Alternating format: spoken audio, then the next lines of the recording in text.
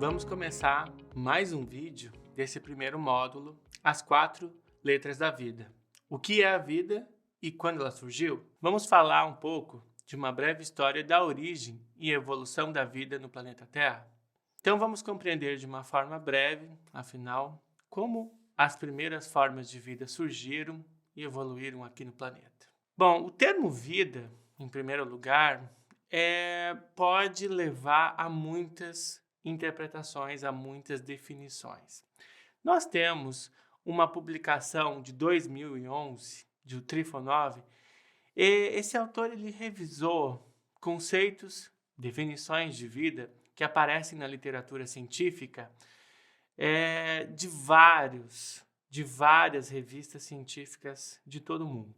Quando ele fez essa revisão, ele procurou verificar quais termos mais apareciam nas publicações, aqueles que mais se repetiam.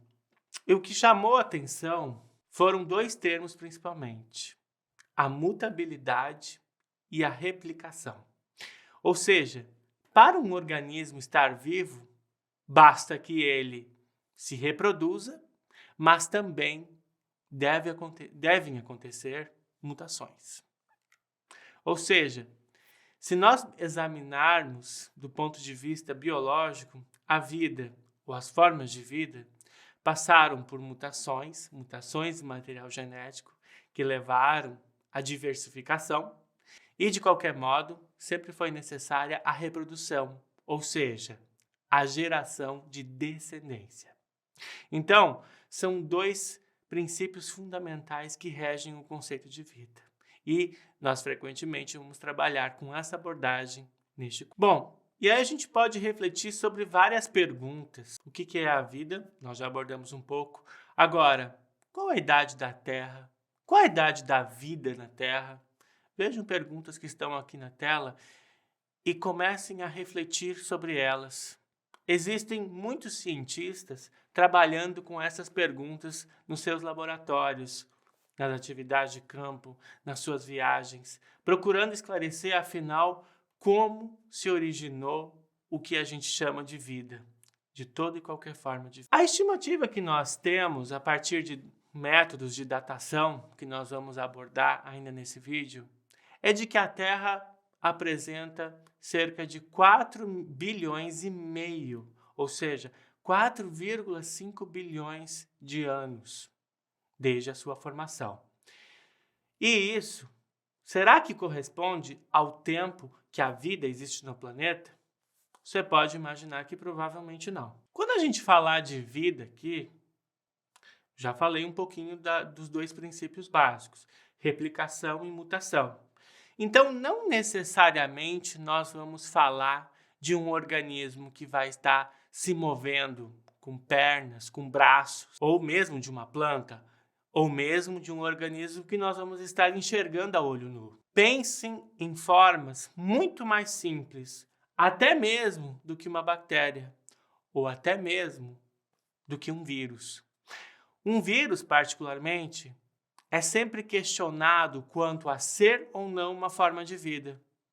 Se a gente pensar na pandemia do coronavírus que nos afligiu, principalmente entre 2000 e 2022, o vírus responsável pela doença é formado por uma cápsula proteica que envolve o seu material genético. No caso do coronavírus, do SARS-CoV-2, RNA. Será que o vírus é ou não uma forma de vida? Depende da interpretação. Para muitos cientistas não é. Agora, para quem trabalha com as premissas de origem da vida ou as premissas para a vida e estuda a origem da vida, talvez seja. E nós vamos refletir um pouco sobre isso. De que, para ser considerado vida, algumas propriedades simples, como a presença do material genético, a presença de uma estrutura que proteja esse material, assim como outros componentes, é o suficiente. E nós podemos pensar que a vida, nas suas formas mais primitivas, surgiu a partir de uma mistura de moléculas que aconteciam num planeta muito quente em relação ao que nós conhecemos hoje. uma mistura de gases, de água, de vapor de água, que paulatinamente foi se transformando em água, de minerais, de rochas, de intensa atividade vulcânica. Ou seja, um cenário que nós até temos alguns resquícios hoje, nos dias de hoje, mas que predominava há bilhões de anos atrás. Bom, a Terra foi passando por mudanças graduais. Desde o surgimento da Terra, há cerca de 4,5 bilhões de anos, até 1 ou 2 bilhões de anos depois disso, ela foi passando por um resfriamento gradativo. Esse resfriamento, eu já falei um pouquinho, levou o vapor de água a se condensar e a formar paulatinamente os oceanos. E reações químicas envolvendo gases como metano, amônia, água, pressão, temperatura diferente, atividade magmática, vulcânica.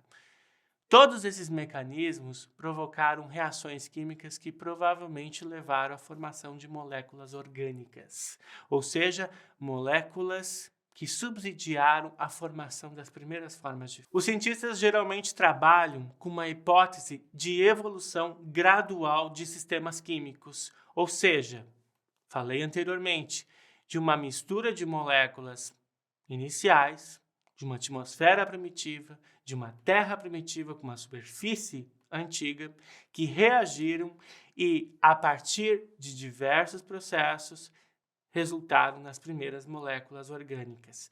Essas moléculas orgânicas ainda passaram por uma gradual evolução na medida em que se tornaram células antigas ou células primitivas. Bom, e todo esse processo continuou acontecendo ao longo do tempo. A Terra resfriando, os oceanos se formando, as reações químicas acontecendo nesse ambiente aquático, inicialmente, formando moléculas orgânicas. Algumas moléculas sofreram mudanças, que nós podemos encarar como mutações. Essas mutações levaram à produção de novas formas dessas moléculas. Algumas passaram a predominar em relação a outras, dependendo do ambiente em que se encontravam. E assim, nós começamos a vislumbrar a origem e a diversificação das primeiras formas de vida. Assim que os cientistas procuram examinar, procuram fazer análise de laboratório hoje, que deem suporte para essas hipóteses de evolução gradual. É claro que também a Terra não foi exatamente estável ao longo desse tempo de resfriamento, desde a sua formação. Grandes eventos catastróficos também aconteceram no nosso planeta. Nossa Terra foi impactada por asteroides ou outros astros extraterrestres que provocaram mudanças climáticas, vários eventos catastróficos que fizeram com que formas de vida fossem extintas e gradualmente substituídas por outras formas a partir de eventos de seleção natural e outros fenômenos evolutivos, outros mecanismos evolutivos que subsidiaram a rediversificação das formas de vida após essas catástrofes. E isso está imprintado, isso está marcado frequentemente nas rochas. Nós podemos diagnosticar, inclusive, quando esses eventos aconteceram. Aqui nós temos um globo ou um gráfico circular resumido que mostra os principais eventos que se sucederam no planeta Terra. Desde a formação, inclusive a gente tem uma breve menção aqui à formação da Lua, cerca de 4,5, 4,6 bilhões de anos. Uma série de eras geológicas, ou grandes éons, eras, períodos, desde o Arqueano, entre 4 e 2 bilhões de anos, mais ou menos, quando nós temos poucos vestígios de vida ou de eventos que aconteceram no planeta. Agora, Se vocês olharem para os últimos 600 milhões de anos aproximadamente, vocês começam a ver muito mais demarcações de temporais, de períodos específicos, porque existem registros fósseis, especialmente, que nós vamos já tratar um pouco, que permitem a identificação de grandes eventos catastróficos ou de mudanças ou de perfis de momentos anteriores da história geológica e da vida desse planeta. E uma maneira que nós temos para justamente realizar essas datações, ou seja, determinar quanto tempo tem uma rocha ou quanto tempo tem algum esqueleto de dinossauro que frequentemente é encontrado em escavações, é a datação radiométrica. A datação radiométrica data do início do século XX, pouco depois de Marie Curie e seus colaboradores terem descoberto o rádio e a radiação. Com essa descoberta, foi possível verificar vários fenômenos que acontecem nos elementos químicos, inclusive o decaimento radiativo, a meia-vida que um elemento químico possui. Nós vamos tratar um pouco disso agora e para verificar que isso foi extremamente relevante para se realizar datações, determinar idades de materiais biológicos. O princípio que rege a datação radiométrica parte da meia-vida de elementos químicos radioativos, ou seja, o tempo necessário para que a radiação emitida por elementos químicos, por substâncias, por compostos, decaia pela metade.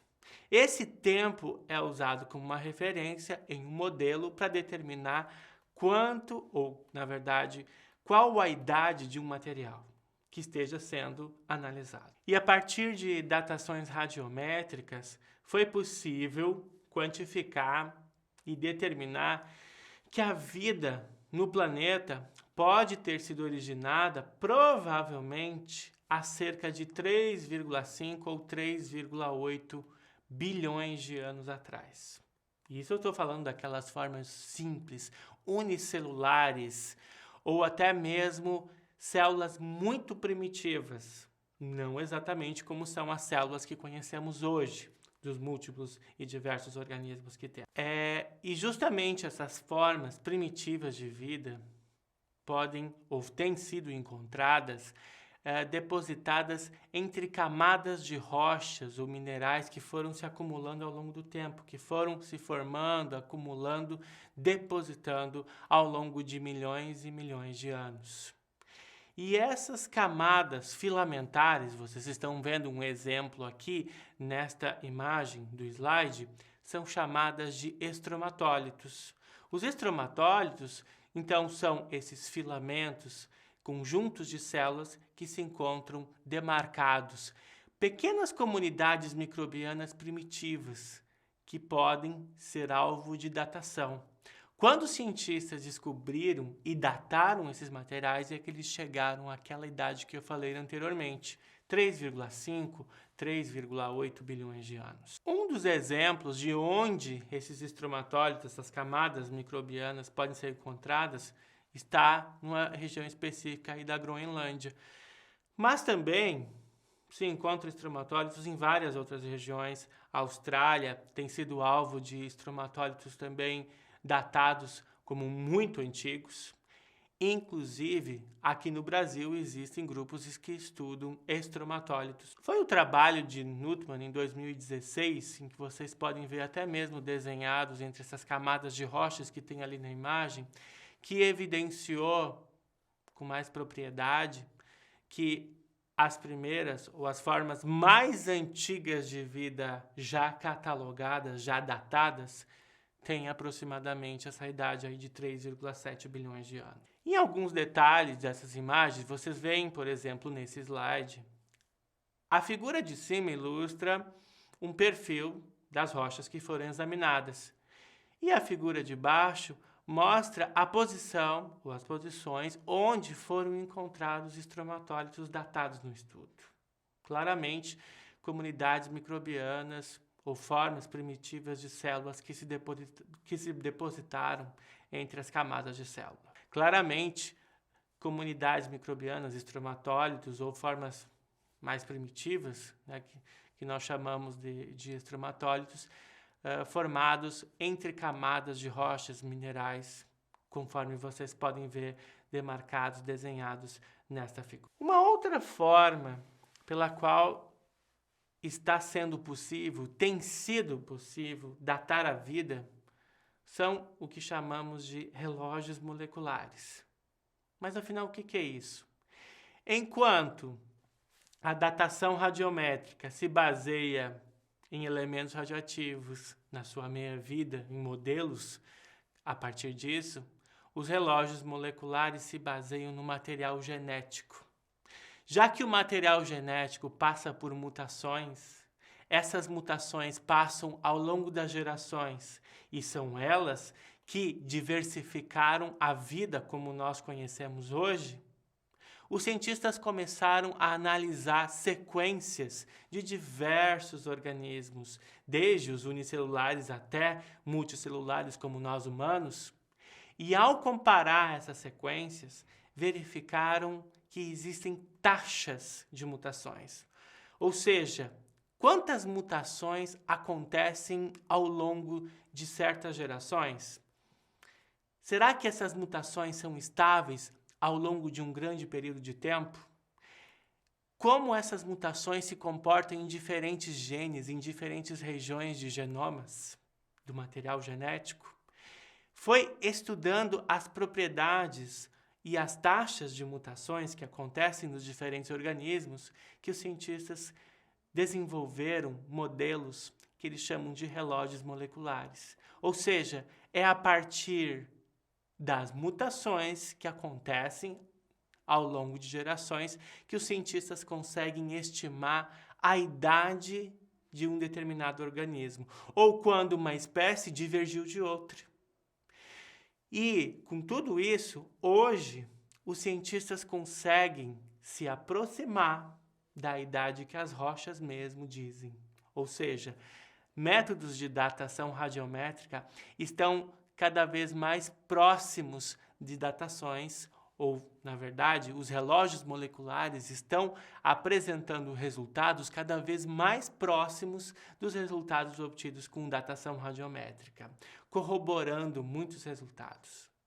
E até mesmo utilizando relógios moleculares, os cientistas acreditam que a vida pode ter sido originada até mesmo há mais de 4 bilhões de anos. Às vezes, nós não temos toda a evidência fóssil para suportar isso ainda. Pode ser que as moléculas estão revelando muito mais do que já foi evidenciado por amostragem de materiais rochosos impregnados com células primitivas. O princípio, então, dos relógios moleculares, vocês podem ver essa figura, são essas taxas regulares de mutações que acontecem ao longo do tempo. E então, com isso, você pode fornecer um modelo que permita estimar há quanto tempo, afinal, duas linhagens diferiram uma da outra. E com isso a gente encerra o segundo vídeo, mas calma aí que tem mais 2 para você, não deixe de acompanhar.